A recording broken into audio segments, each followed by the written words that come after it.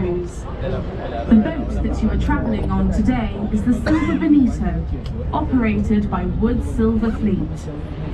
There are toilets located downstairs, situated at the back of the boat near where you entered. For the comfort of all our guests, we ask that you refrain from smoking on this cruise. If you have a mobile phone, please switch it to silent now.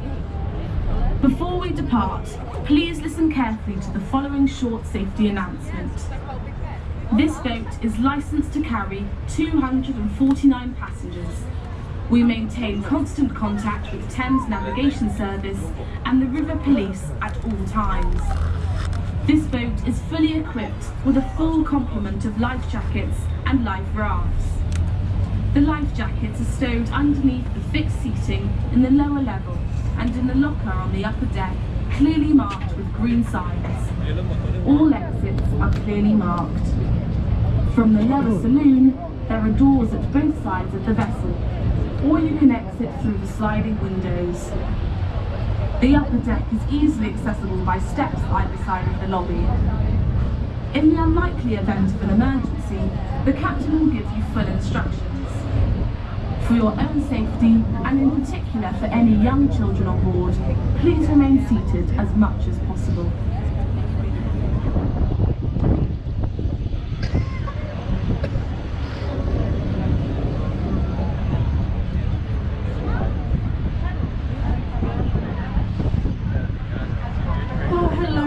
Gentlemen, and welcome on board your London Eye River cruise. How are you guys all feeling today?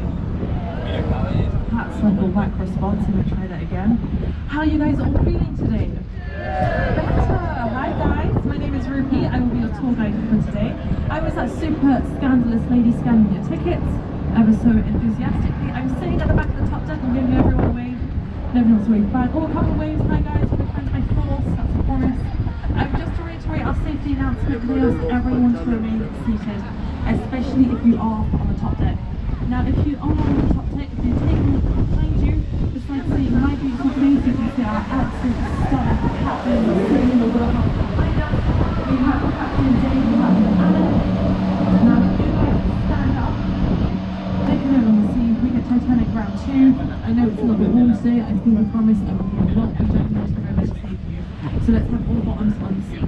Please, obviously, if you guys wish to use the restrooms, you're more than welcome to do so. Can I also ask everyone to refrain from smoking? This does include e-cigarettes.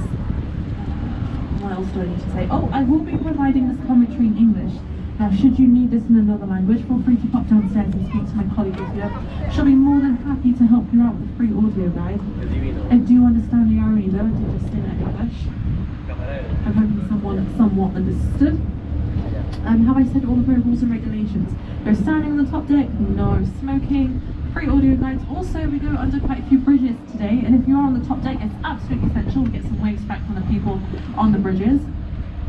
Have I said all of my rules? Let me just check again. So we've done no standing, no smoking, free audio guides, waving. Splendid. Let's get this cruise started. Now, if you guys look over to the back of Houses of Parliament over on our right hand side, you can see some steps leading into the river, a tiny little part above the steps.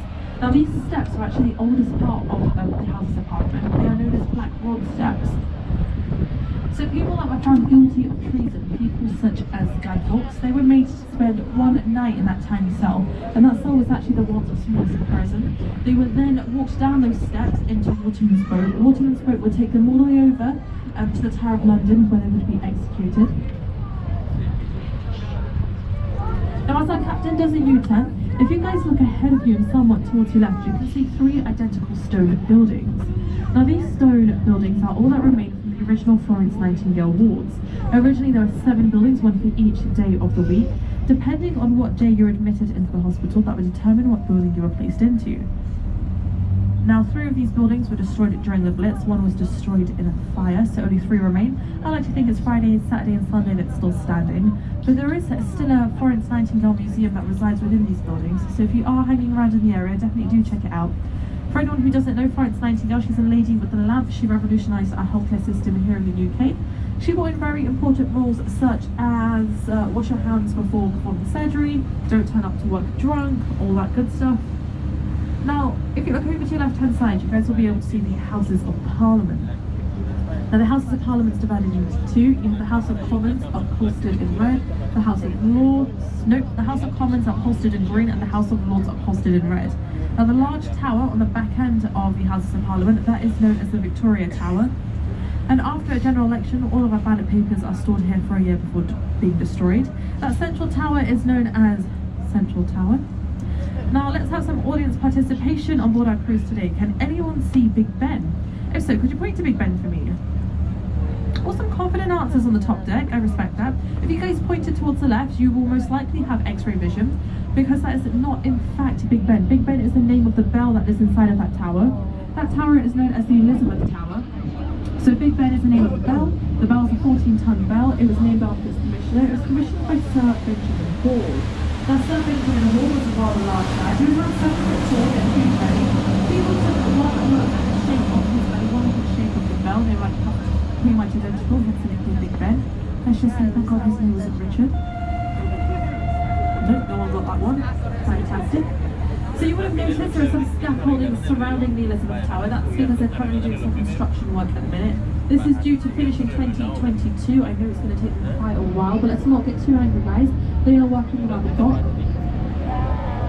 No one's looking for my dad jokes? Okay, maybe I'll give them a rest. Over on the left-hand side, that white building with the green roofs on it, that is known as the Ministry of Defence. That's the MOD. It's also informally known as the Iceberg Building, because allegedly it has more floors below ground than it does have above ground. The Golden Eagle sitting in front of the MOD, that's a memorial to commemorate all RAF men and women who fought during the war. Wars. And for anyone who doesn't know, RAF stands for Royal Air Force. Now, fun story for you. Now, when the London Eye was being constructed, the MOD actually filed a complaint and said that